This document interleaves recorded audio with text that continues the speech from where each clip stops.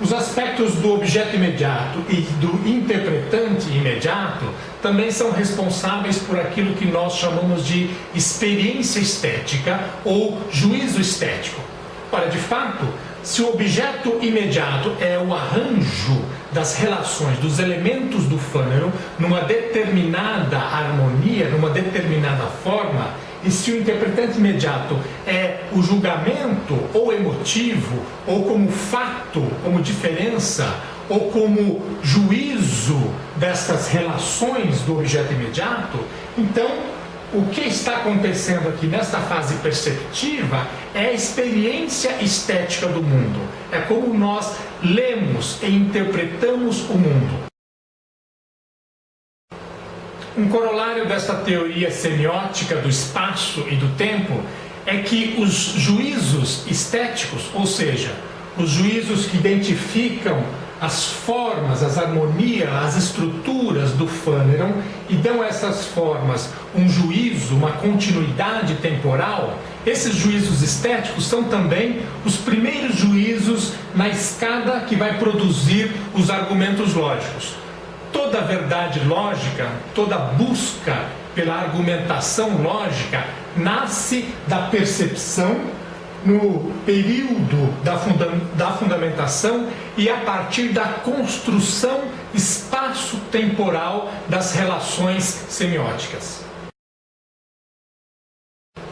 Esta visão semiótica da realidade, em que espaço e tempo são construções, metáforas que nós desenvolvemos na nossa relação com o mundo externo, com a realidade, nos dá também uma visão muito diferente de mente. Ora, a mente, de acordo com este novo olhar, não é algo que está dentro de uma caixa craniana ou que está sendo processado por um cérebro, não são simplesmente conexões neuronais, mas é um processo de diálogo, de registro da realidade em que percepções do mundo são sintetizadas e nesta síntese existe participação.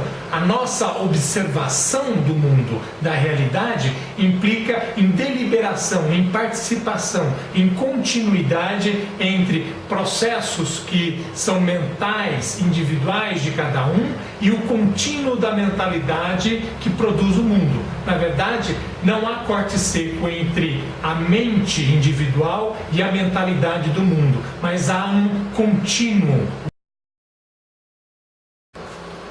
O objeto dinâmico é aquilo que o signo em si mesmo professa representar.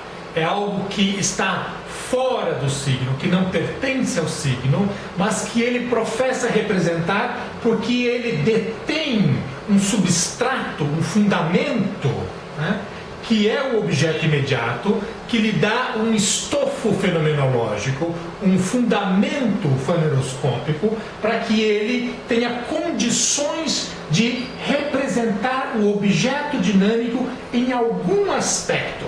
Então, enquanto objeto imediato e o interpretante imediato, eles fazem parte do recheio, eles estruturam, eles são a base da montanha que faz emergir o signo, o objeto dinâmico é algo completamente distante, separado do signo, mas que ele pretende, professa representar, porque há algo nesse seu estofo, nessa sua fenomenologia, que lhe dá condições de representar o que está fora dele, que é o seu objeto dinâmico.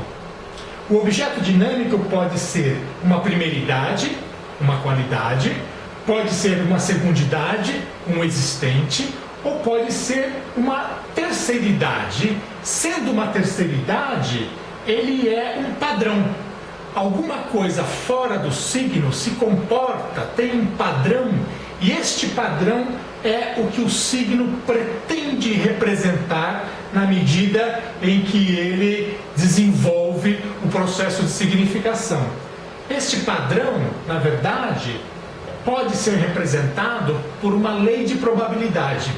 Tem uma informação escondida neste padrão, e essa informação é uma lei de probabilidade. E o que o signo faz, sendo a dobradiça entre os dois períodos da apresentação e da fundamentação é capturar a informação deste padrão e, na medida em que o captura, depositar esta informação no seu objeto imediato. É assim que o signo cresce, ele se desenvolve, ele se lapida na sua possibilidade de representar um objeto dinâmico que tem uma terceiridade, que tem um hábito, que tem um padrão.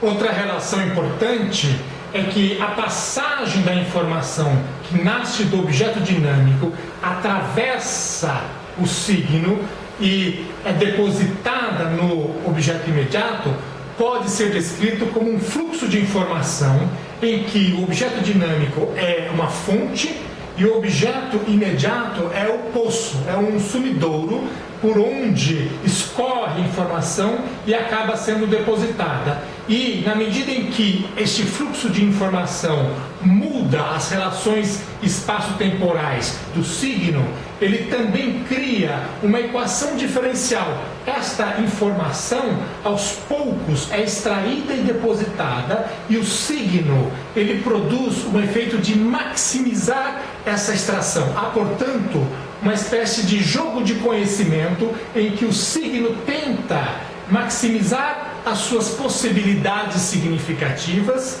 e ele faz isso extraindo informação do objeto dinâmico e depositando no objeto imediato.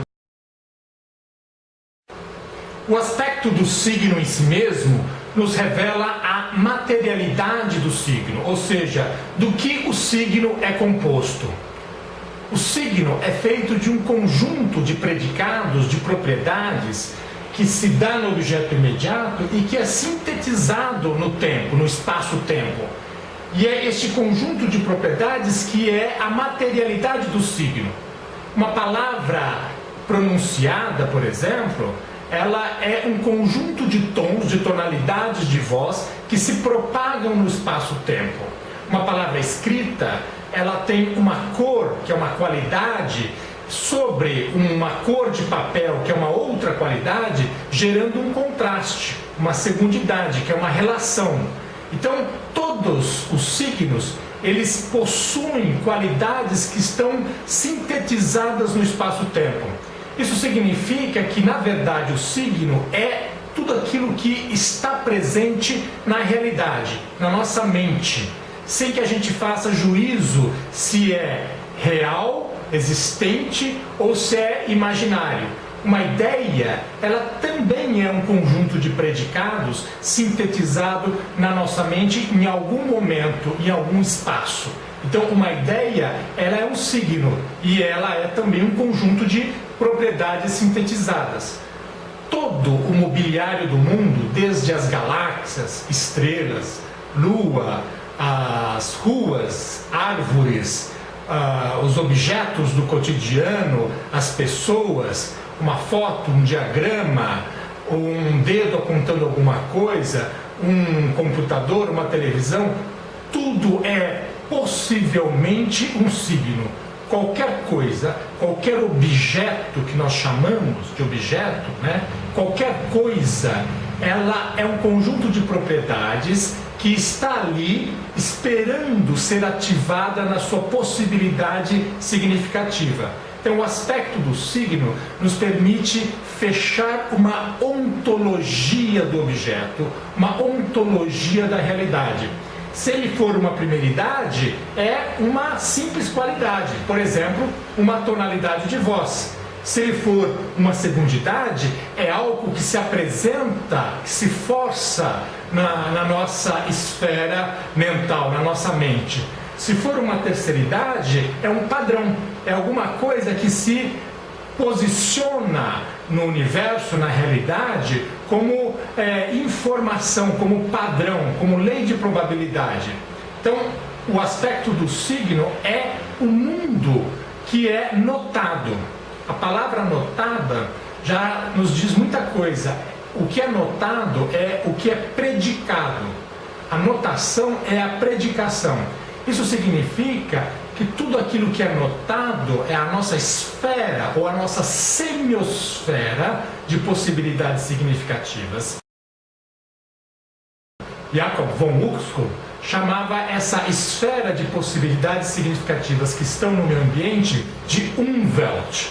E é exatamente o que é a totalidade dos signos, as coisas que mobiliam, que estão presentes como possibilidades significativas, a bolha, a redoma de possibilidades que está na realidade no nosso mundo, sem que a gente faça qualquer distinção se está na nossa mente ou na mentalidade do mundo. Na verdade, não há um corte seco entre aquilo que está representado na nossa mente e aquilo que está apresentado no mundo. Na verdade, o signo está na passagem da fundamentação para a apresentação, porque ele é aquilo que se apresenta, aquilo que se coloca como parte do Umwelt de uma pessoa ou de uma espécie.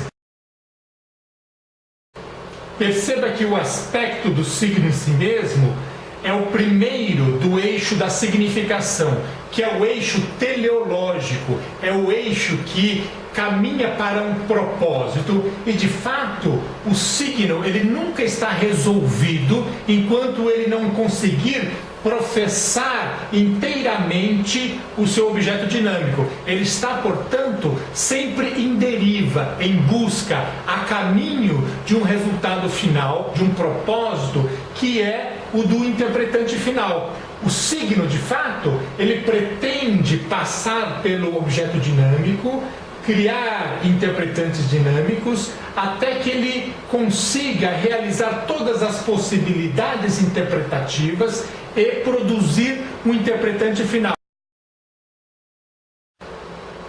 O aspecto do signo em si mesmo não só é a dobradiça entre os períodos da fundamentação e da apresentação, mas também entre as fases perceptiva e inquisitiva.